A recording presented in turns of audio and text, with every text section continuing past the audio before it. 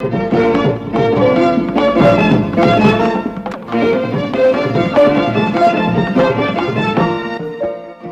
evening and welcome to the National Sports Magazine. I am V. Krishnaswamy, and in this edition we have for you hockey, cricket, boxing, wushu, badminton and world military games and lots more. First, hockey. In Bhubaneswar, the Indian girls took advantage of home conditions and crowd support to subdue the Americans. Lilima Mins put India ahead in the second quarter and India went into half-time with a 1-0 lead. Sharmila and Gurjeet made it 3-0 for the Indian team to create a good cushion. Navneet added another one to make it 4-0. After a series of penalty corners, India earned their first penalty stroke and Gurjeet scored her second goal of the day to make it 5-0. However, just before the close, the Americans got a consolation goal to make it 1-5. But the Indian girls had taken the day and will now look forward to beating the rivals again in the second leg. Indian women had also qualified for the 2016 Olympic Games in Rio. Meanwhile, the Indian men's team take on Russia in their two-match playoff to secure a berth into 2020 Tokyo Olympics.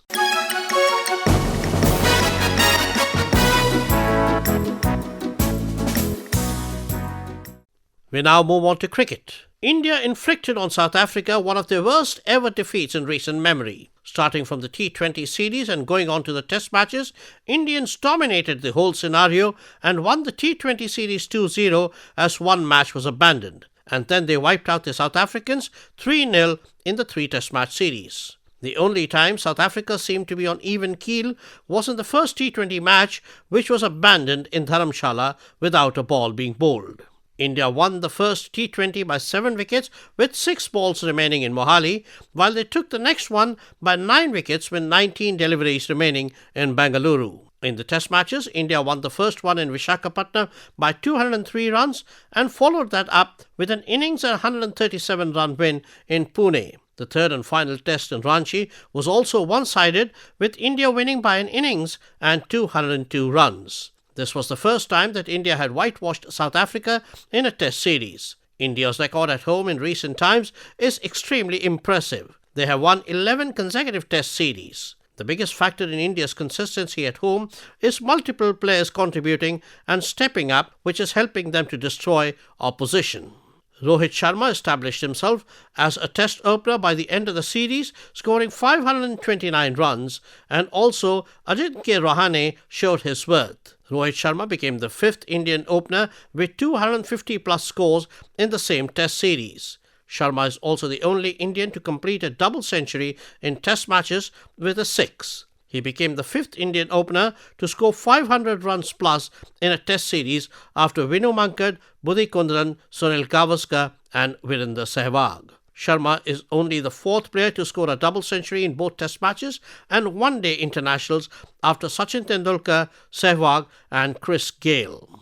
I wasn't thinking about it at all because I know the time will come and whenever it's supposed to happen, it will happen. So I was just trying to be positive, think positive at that particular time. मैं ज़्यादा उस records के बारे में सोचता नहीं क्योंकि जब आप बैटिंग करते हो आपको पता नहीं कि क्या क्या होता है, कौन से रिकॉर्ड्स टूटते हैं, कौन से होने वाले होते हैं. बट ये सब रिकॉर्ड्स जो भी है ना, मैं जब खेलना छोड़ दूंगा ना तब देखूंगा, अभी नहीं देखूंगा.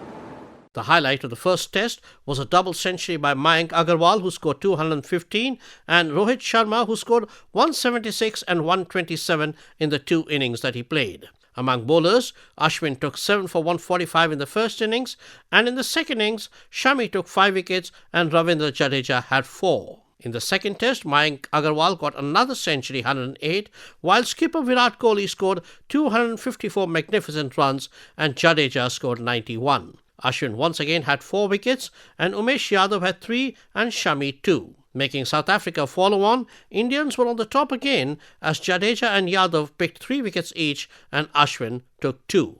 In the third test match, it was Rohit Sharma's turn to get a double century as he scored 212 and Rahane scored 115. In bowling, the spoils were shared. Yadav took 3 wickets, while Shami, Nadeem and Jadeja had 2 each. But Ashwin went wicketless. In the second innings, after making South Africa bat again, Shami took 3 wickets as Yadav and Nadeem had 2 each and Ashwin won.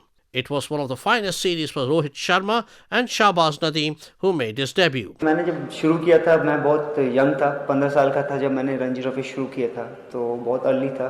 तो मैं कह सकता हूँ एक first class जो मैंने इतने साल जो खेला हूँ 15 साल, और इंडिया ए के मैचेस जो आजकल चल रहे हैं वो खेला, तो वो मुझे लगता है उसके वजह से काफ़ी ये आसान रहा मेरे लिए. मैं कलकत्ता में रहता हूँ, घर वही मेरा. कॉल आया कि ऐसे मुझे आना है, तो वहाँ से फिर बाई रोड में आया. एज अ क्रिकेटर आपके लिए एक बेस्ट पोजीशन में हो जब आप डेब्यू भी कर रहे हो, फर्स्ट टाइम आप टेस्ट खेल रहे हो, वो भी आपके होम ग्राउंड में जहाँ आपने बचपन से खेला है. आपके लोग, आपके क्राउड हैं यहाँ जो आपको बहुत अच्छे बेहतर तरीके से जानते हैं, जो आपके लिए चीयर करते हैं. तो बहुत एज अ डेब्यू मैं कहूँगा ड्रीम डेब्यू हो सकता है एक प्लेयर के लिए जो अपने होम टाउन में करे. Rohit has now established himself as a test opener by the end of the series. Opening the batting is a different challenge to batting at number 6 or 5 or 7 at times. So, it's just about how you prepare yourself, what you talk to yourself in your mind about what you want to go out there and achieve. Because, playing the first ball of the match and compared to playing after 30, 40 overs, it's a different ball game. There is nothing in particular that I've done in terms of technique, but of course I know the basics of the game, what you need to do as an opener in whichever format you bat. The new ball does something. Whatever conditions you play, new ball wherever you play, you have to have some sort of understanding about your game, understanding the basics of the game rather, which ball you have to play at, which ball you have to leave.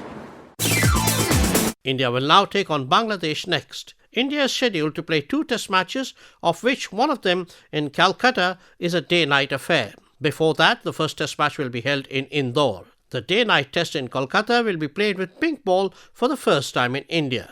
There will also be 3 T20 matches in Delhi, Rajkot and Nagpur. India's batting coach Vikram Rathore is happy with the way the Indian youngsters are shaping up, especially with the World T20 coming up next year. Extremely exciting times, when you see youngsters coming through, doing well in domestic and making their way into the Indian team. It's always good to see. So we just arrived, it's the first day of practice, so we haven't really thought about the combination of the team yet. But they are all very, very promising cricketers, so hopefully they'll come good. Today's day and age, you expect all the international teams to compete well against you, so we are well prepared. We are sure that Bangladesh will give their best, and we are looking to do our best and preparing for the coming World Cup of T20, and that's the main mindset of the team at the moment, that you are looking for all the options that we can have for the World Cup. So we are taking it as our preparation for that. There's a big tournament coming, so we need to know what's the core of our team, and we need to maintain that core. And in between, try out few new players who are coming through, and hopefully if they do well and if they work out to be good for our combination, that should help the team. If you ask players like us to play a T20 game one day and then a test match the next day, I think we would have found it impossible actually. But this generation is pretty good, so they make these adjustments very quickly.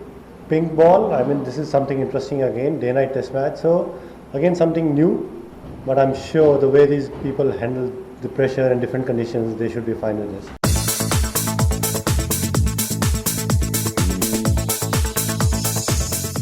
We now move on to boxing. Shiva Thapa and Pooja Rani clinched gold medals with their impressive wins in 63 and 75 kilogram categories respectively. Ashish in 69 kilograms category settled for a silver as India ended with a decent haul of 7 medals at the Olympic test event for boxing in Japan. The other 4 medals, all bronze, came from semi-final losses of Nikhat Zareen in 51 kilograms, Simranjit Kaur in 60 kilograms, Sumit Sangwan in 91 kg and Valim Puya in 75 kg. 4-time Asian medalist Thapa outpunched Kazakhstan's national champion and Asian bronze medalist Sanatali Toletev 5-0 to claim the top honours. Former Asian Games bronze medalist Rani edged past Australia's Kathleen Parker in a split 4-1 decision to ensure that the Indian women's contingent also had a gold medal in its kitty. Asian bronze medalist Ashish in 69 kilograms, however, lost to Japan's Siwon Okazawa to sign off with a silver medal.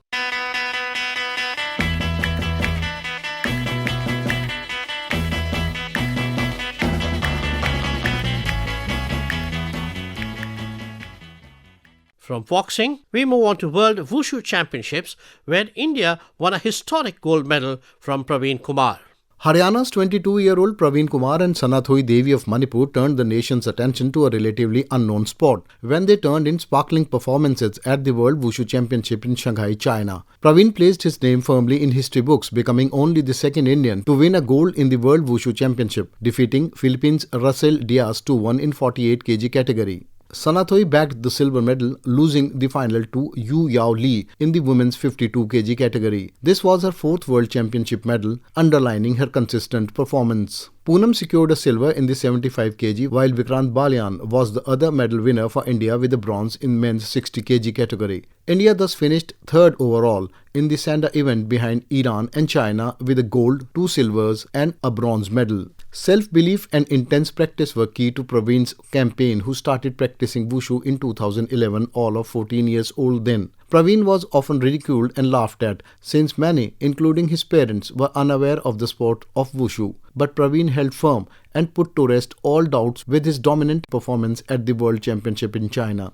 Wushu competitions have 2 events in 2 disciplines, Taolu and Sanda. Praveen competes in the Sanda events and says the kicks, punches and throws intrigued him as a child and made him take up the sport. In Shanghai, Praveen was at his dominant best and put up a strong performance. He defeated Uzbekistan Hasan Ikromov 2-0 in the semi-final before beating Diaz in the final. Praveen's gold medal not just enhanced his sporting career but also the sports profile in the country. Sanathui, on the other hand, is an Asian Games bronze medalist and a national champion. The Arjuna awardee took up Wushu in 2003 and has been winning medals regularly at the national and international level.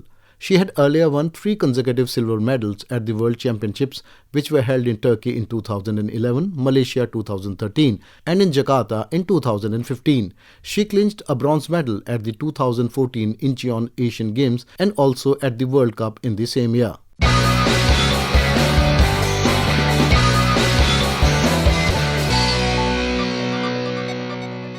After Wushu, here is a report on French Open badminton, where Indian men's doubles pair reached the final in a historic effort. The Indian men's doubles pair of Satvik Sairaj Ranki Reddy and Chirag Shetty's best efforts went in vain as they lost to top seeds Marcus Fernandi Gideon and Kevin Sanjay Sukamuljo of Indonesia in the final of the French Open Super 750. The duo suffered an 18-21, 16-21 loss to Marcus and Kevin, who are enjoying their 121st week as the world number 1. Satvik and Chirag had come into the match with a 0-6 head-to-head record against the Indonesian pair, and now it has become 0-7. Satvik and Chirag, who had won their maiden Super 500 title at the Thailand Open in August, looked a bit nervy in the 35-minute final. Despite the loss, the duo's effort is commendable, as this is the first time an Indian men's doubles pair has reached a World Tour 750 final. Partho Ganguly and Vikram Singh Bisht were the last All-Indian pair to win the French Open in 1983. In singles, Kidambi Srikanth had won the men's title in 2017, while Saina Nehwal was the only other Indian to make it to the women's final in 2012. The world number 11 Indian pair had an impressive week as they shocked reigning world champions Mohammad Ehsan and Hendra Satyavan before scripting stunning wins over world number 8 Kim Astrup and Anders Karup Rasmussen and world number 6 Hiroyuki Endo and Yuta Watanabe. Earlier, ace shuttler PV Sindhu failed to stop her recent run of early exits after the reigning world champion crashed out in the quarter-finals of the French Open after a 3-game defeat to top seed Tai Tzu Ying of Chinese Taipei. The 5th-seeded Indian went down 16-21, 26-24, 17-21 to the world number 1 shuttler in a hard-fought match that lasted 1 hour and 15 minutes. This is the 10th time Sindhu has lost to Zhu Ying, who now enjoys a dominant 10-5 record over the Indian. Sindhu had last defeated the Asian Games gold medalist on the way to her maiden World Championship title in August. The 24-year-old Indian had also got the better of Zhu Ying during 2016 Olympics before knocking out the number 1 women's singles player in the World Tour finals last year. A fighting Saina Nehwal was also knocked out of the $700,000 French Open after going down in straight games to Korea's An Se-young in the women's singles quarterfinal. The 29-year-old Indian who had claimed the Indonesia Masters in January this year lost 20-22, 21-23 to world number 16 Young after a 49-minute thrilling contest. It was her first quarter-final appearance since making it to the final 8 at the Badminton Asia Championship in April this year. Saina had lost in the first round in the 3 tournaments at China, Korea and Denmark. Sindhu, who is the reigning world champion, lost 14-21, 17-21 in a one-sided clash to Young that lasted 40 minutes. This is Sindhu's very first meeting with the youngster on the BWF World Tour, and the Indian failed to cross the hurdle. Also joining her was Sai Praneeth, who was up against world number 1 Kento Momota and was crushed 6-21, 14-21 by the Japanese. After winning the BWF World Championships in August, this is Sindhu's third straight early exit from a BWF tournament. Sindhu had lost to Thailand's Pornpavi Chochuwong in the second round at China Open, after which she was ousted by Pei-Wan Chung in the first round of Korea Open. Sindhu touched the heights of World Championships under the guidance of South Korean coach Kim Chi-hwan, but ever since she has left the team for personal reasons, the Indian has been found wanting. This is India's third straight high-profile exit after both Saina Nehwal and Kidambi Srikanth were dumped out from the first round. Sameer Verma was also thrashed by Chun Lung in 38 minutes, losing 12-21, 10-21 to crash out.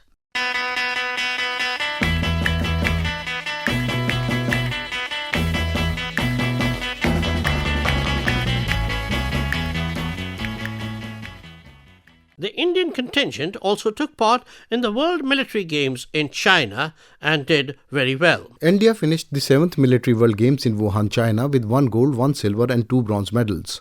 The lone gold was won by javelin thrower Shivpal Singh. Shivpal, who is serving in the Indian Air Force, threw the javelin a distance of 83.33 meters to clinch top honours. The 24-year-old had won a silver at the 2019 Asian Championships held in Doha with a personal best throw of 86.23 meters. Meanwhile, boxer Deepak also clinched a silver when he lost in the final of the men's light flyweight 49 kg weight category. The Indian lost 0-5 to Zuzfov Temiratus of Kazakhstan in the finals. Gurpreet Singh took a bronze in shooting when he finished third in the men's 25-meter centre-fire pistol event with a score of 585. The 31-year-old from Amritsar, who is currently serving in the Indian Army, had won 2 gold medals at the 2010 Commonwealth Games in New Delhi. Tennis player N. Sriram Balaji added to the Indian tally with another bronze. He outclassed Uzbekistan's Fomin Sergey 6-2, 6-3 in the men's singles bronze medal contest that lasted for an hour and 19 minutes.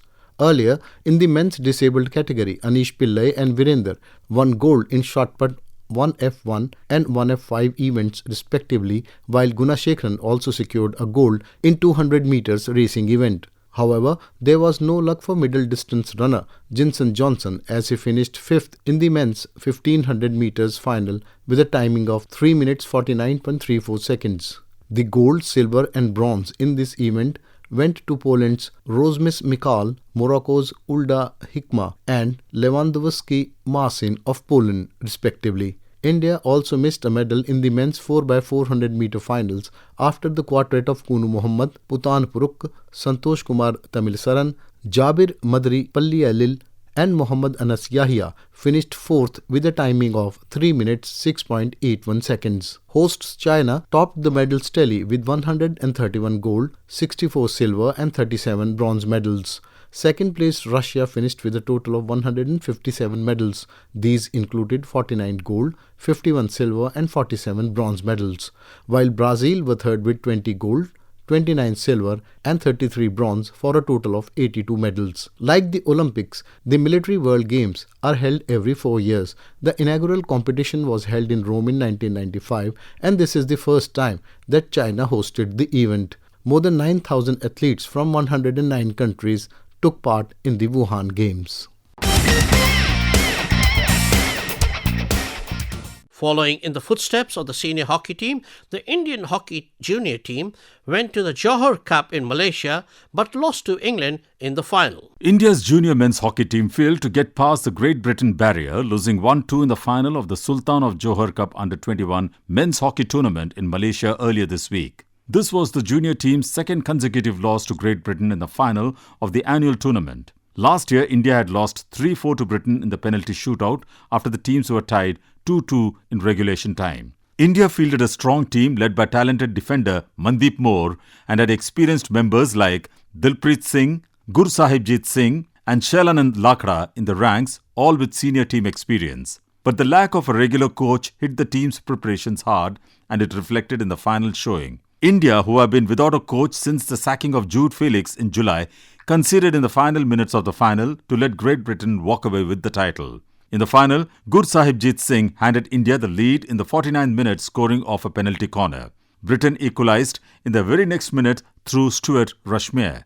The last minutes were fiercely fought before India let Britain off the hook with just seconds left for the hooter. Rushmere then scored the crucial second goal as Britain bagged the second title in as many years. India were left to rue their luck as they returned home with a silver medal. India began the tournament on a positive note, defeating hosts Malaysia 4-2, coming back from a 2-goal deficit. The team emerged stronger in the second match, walloping New Zealand by a huge 8-2 margin. This was followed by a 3-4 loss to Japan before India gathered all their might to tame Australia 5-1 to book their berth in the final. In the last round-robin match, the junior boys played out a thrilling 3-3 draw against Britain in what was a precursor to the final. Currently, the team is being supervised by high-performance director David John and BJ Kariyappa, who took up coaching responsibilities for the tour. Here is former coach Harendra Singh on India's performance. Playing Sultan Johor Cup final itself is a big achievement, and I think that coach Karyappa has done the great job. Despite of losing one match against Japan, they made in the final. Against Australia, they will very convincingly. Even the first match also, despite of losing, they win the 4-2. It takes time in junior because in junior, holding the nervous system is very important. These young turfs, they sometimes they intend to do the mistakes and they're bound to get trapped in the same mistake. I have a full faith on this team. I think it's a unit which is giving the good result, and I think the continuity in the team is required in this juncture. You see the graph of the England team, I think there are a lot of investment they are doing on that 14, under 18, under 21. I think that the one thing with England is focusing in the future generation hockey. Investment in the youth is paying the dividend to the England team. Hockey India had advertised for a new coach back in July but is yet to fill the post. The federation had extended its application deadline thrice before taking down the advertisement from its website without any final decision.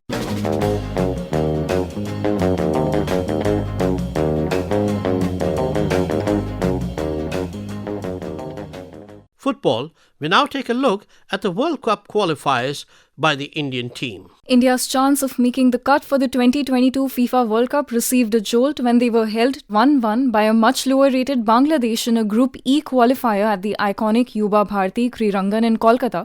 A last-gasp Adil Khan goal saved India the blushes as they were forced to share points with the spirited Bangladesh, who are placed 83 rungs below them in the FIFA rankings. Saduddin had put the visitors into the lead in the first half with a well-taken free kick. The result was a blow for the high-flying Indians who had performed well against much higher-rated opponents in their previous matches. The Blue Tigers had started their World Cup qualifying campaign with a 1-2 loss to Oman. They then grabbed the headlines with a hard-fought goalless draw against reigning Asian champions and 2022 World Cup hosts, Qatar. India thus became the first Asian side to avoid defeat against Qatar in the current year. The Indians now have 2 points from 3 games and will next take on Afghanistan on November 14th in Dushanbe, Tajikistan. They are currently 4th in Group E with 1 point more than bottom-placed Bangladesh. Although the Afghans are much lower rated than the Indian team, they should not be underestimated as several players in their squad ply their trade in the lower division clubs of Europe.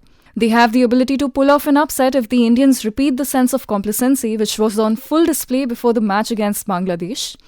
What should keep the Indian camp on their toes is the fact that the Afghans have defeated Bangladesh 1-0. However, unlike the match against India, Bangladesh coach Jamie Day had opted for a more attacking approach which resulted in a more open game. Just like Bangladesh, Afghanistan may also opt for a defensive counter-attacking approach against India in order to negate the speedy India forward line, spearheaded by the experienced Sunil Chhetri. However, they need to be wary of Indian wingers Udant Singh and Mandar Rao Desai, both of whom can create problems for the Afghan defenders with their speed. However, the Indians have shown time and again that they struggle against teams who prefer to defend deep and hit back on the counter, and Afghanistan coach Anush Dastagir will probably keep this in mind while formulating his strategy. Oman, on the other hand, will present a different set of problems for India coach Igor Stymac. Having lost 1-2 at home to the West Asians, the Indians will be eager for revenge. That, however, will not be an easy task. Stymac will no doubt follow the blueprint of the match against Qatar and opt for another defensive formation. A lot will depend on how well star defender Sandesh Jhingan recovers from his injury. Jhingan's absence against Bangladesh considerably affected the Indian defence. The rest of the young Indian defenders clearly missed his on-field leadership and seemed to be at 6s and 7s on several occasions. As a result, there were large gaps in the Indian defence for the Bangladesh to exploit. A similar defensive predicament against Oman will result in a humiliating thrashing. Qatar are currently at the top of the group with 10 points from 4 matches. They have 3 wins and the draw against India to their credit. The continental champions thrashed Afghanistan 6-0 in their campaign opener before beating Bangladesh 2-0 and Oman 2-1. The 4 best runners-up across all groups will advance to the third round and the next edition of the Asian Cup. The remaining 4 runners-up will advance to the third round of the Asian Cup qualifiers. Should Qatar win this group or be amongst the 4 best runners-up, they will advance to the Asian Cup qualifying third round only, and the 5th best runners-up will take Qatar's place in the third round, also advancing to the Asian Cup. The 4 best 4th place teams across all groups will advance to the Asian Cup qualifying third round. The remaining 4 4th place teams will advance to the Asian Cup qualifying playoff round.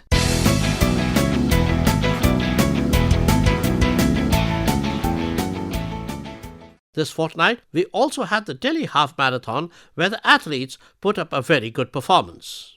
Ethiopia's Tsehai Gemechu not only retained her Delhi Half Marathon title, but also added luster to her triumph by smashing the course record she had set 12 months ago in the capital city. Gemechu, just 21, took 50 seconds off the time she ran in 2018.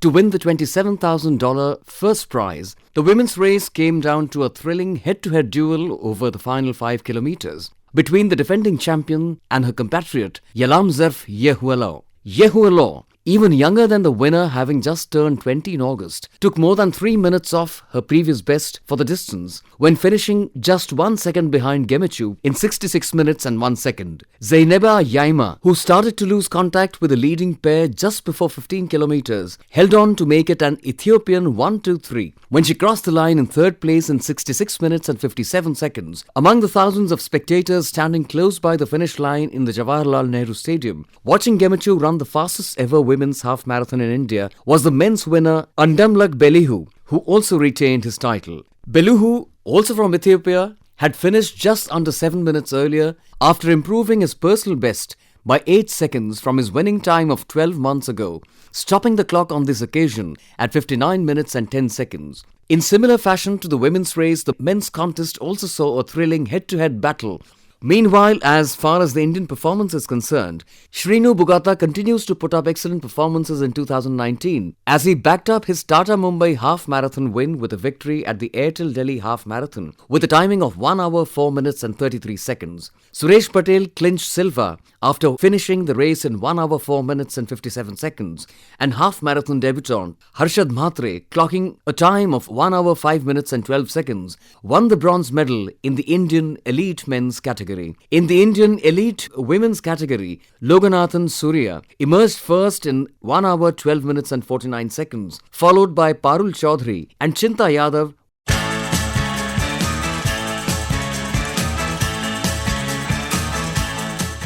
In other sporting action, wrestler Ravinder opened India's medal count in the Under-23 Senior World Championships as he claimed the silver medal in the men's 61kg category in Budapest, Hungary. India's Pooja Gehlot ensured the country's second medal at the 2019 Under-23 Championships with an entry into the final, while Jyoti in 50 kilograms missed out on a bronze medal.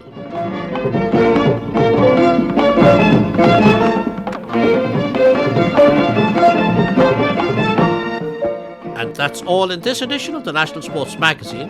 This is V. Krishnaswamy with my colleagues Deepika Das, Harpreet Lamba, Ajay Basu and producer Sudhir Rajoria signing off. Good night and happy listening.